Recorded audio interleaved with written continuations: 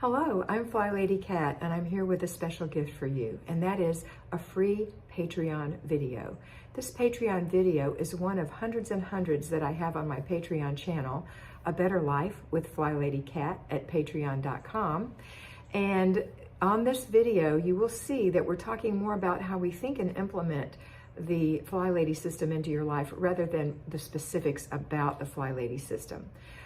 So I call it a mini mentoring session, and it is $5 a month if you decide that you want to enroll at Patreon and become one of my patrons. $5 a month gives you 5 videos a week, week after week, month after month. If that's something that you love, please come over and enjoy these and be part of our special group. There are no advertisements on Patreon, so you'll be able to enjoy it end to end without interruption. If you feel that you'd like to have a little bit more mentoring, maybe some personal accountability or some help, you can get one personal mentoring session a month with me for $25. That is my tier 2. That's going to give you the 25-minute mentoring session and the videos all inclusive for $25 a month. If you need more help, you can get 2 mentoring sessions a month plus the videos for $50 a month. And if you want to go all the way and really help yourself establish some great habits and get into the flow of the FlyLady system, then I recommend that you go for 4 mentorings a month, which is $100 a month, including the free videos. These are all great systems for you. If you can't join Patreon, that's fine. Do your best on the FlyLady system here on this channel. I'm sure you can, but if you do need some help, please come over and see how you like it. That's it for today. I hope you have a beautiful day, and I hope you always remember to be beautiful, because you are beautiful. Enjoy the video. Oh my goodness, patrons, are you having problems delegating? Has your spouse asked to help and you don't know what to tell him to do? Is your son just laying on the couch and looking at you like you're crazy when you ask him to do things?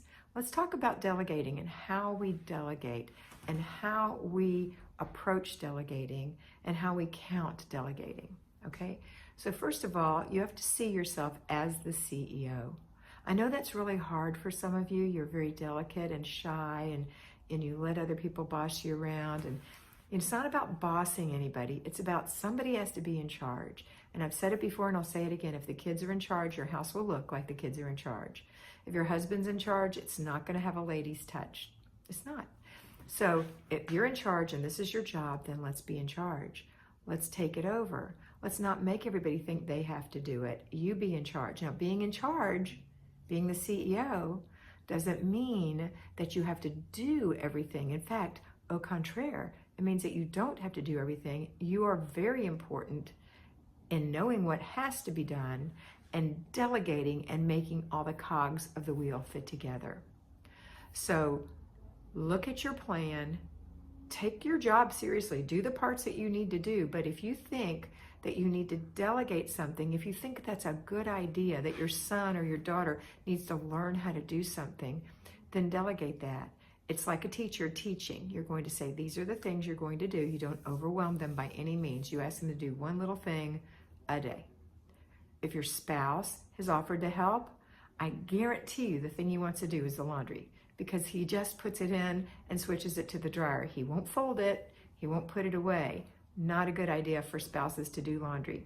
If you think he will fold it and put it away the way you want it done, because you know how picky we are, girls, then sure, he can totally do that. But if he thinks it just means to pile it on the couch for you to fold, that's not doing you any favors. Instead, have him vacuum for you, or have him dust for you, or have him swish and swipe for you, or have him help you make the bed or change the sheets. These things are helpful.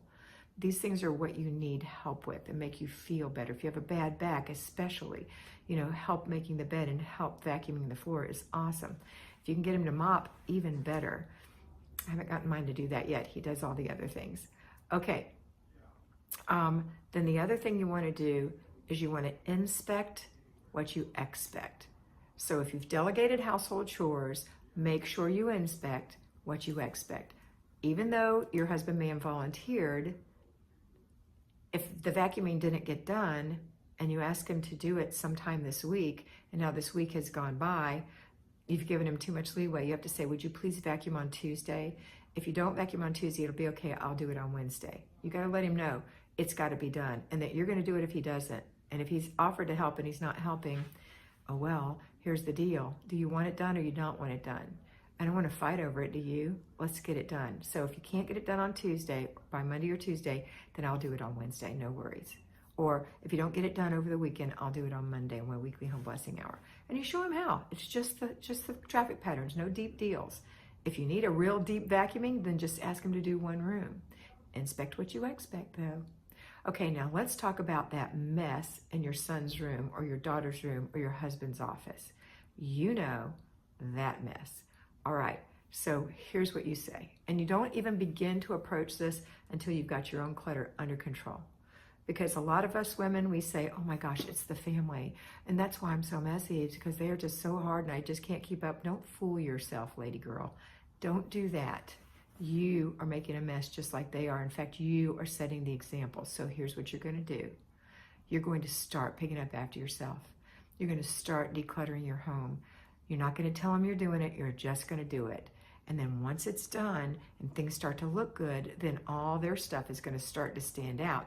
Now, don't pick on them, because if somebody had done it the opposite, all your stuff would be sticking out, okay? So don't be cruel. Be firm but kind. And say, hey, I've been really working hard. I don't know if you've noticed, but I've been working hard little by little. I haven't been killing myself, but I've been working hard to get the house looking nicer. And have you noticed that it looks nicer? Okay, well, I noticed that your bedroom kind of looked like mine used to, and I'd be happy to help you get that together. So if it's your son or daughter, you go in their room and you say, here's what we're going to do. Here's what I suggest. Let's not work more than 15 minutes. We can get this done. And so over a week or two, your room's going to look great, and you're going to start developing good habits, and then it won't be a mess anymore. So here's what you do. You plant yourself on their bed and you direct traffic. That's what you do. You don't physically do the work. Unless you have a baby or a little one, you don't physically do the work. You direct traffic. If you have a 7-year-old, you direct traffic. If you have a 4-year-old, they help you. If you have a 2-year-old, you do it all. Okay? So you've got a 4-year-old, you've got a 7-year-old, and you've got a 15-year-old. So the 4-year-old you're going to help. Let's mommy help you. Where do you want these things to live? Where would you like your baby dolls to stay? Where do you want your trucks to be? I have this shelf, or we could put them over here. Give them a couple of choices. Then they choose, and their little sponge brains won't forget that's where those things live.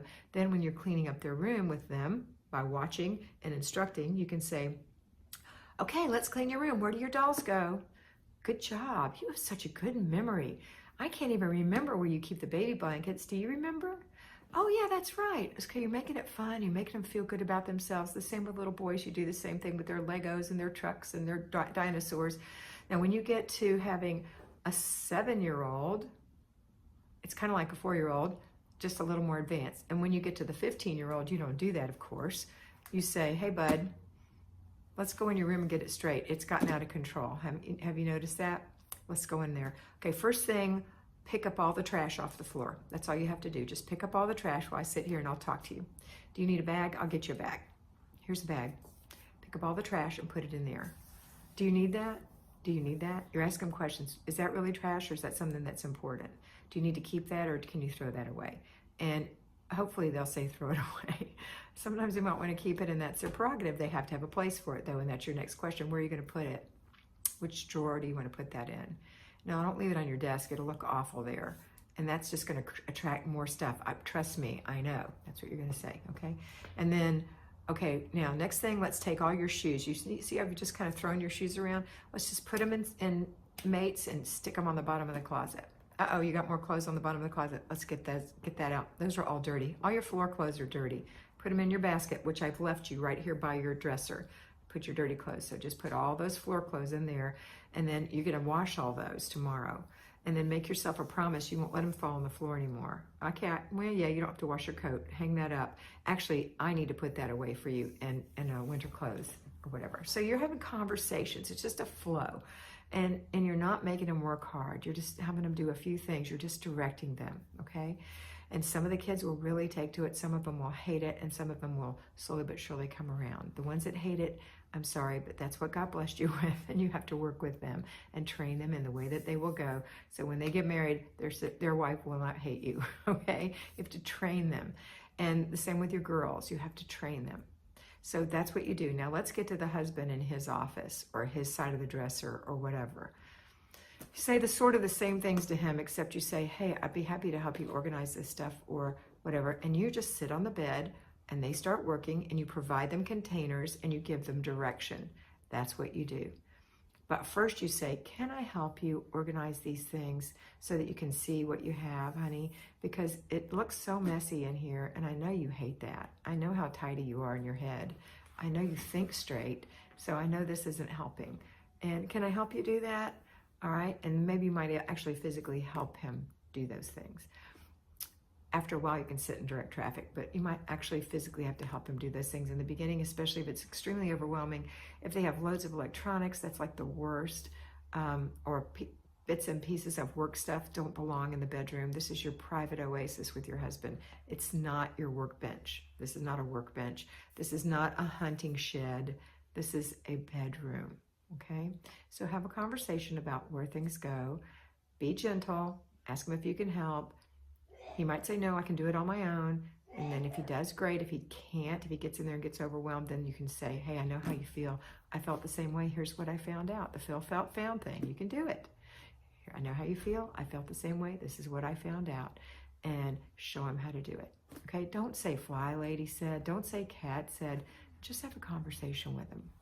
Because they'll start to not want you to talk about that, and it'll start to annoy them. They don't want to hear about strangers. They want to know what you think. All right. Okay, I hope this was helpful. If you have any questions or comments, please put them below, and I'll be happy to answer them. Have a wonderful day, and always remember to be beautiful because you are beautiful.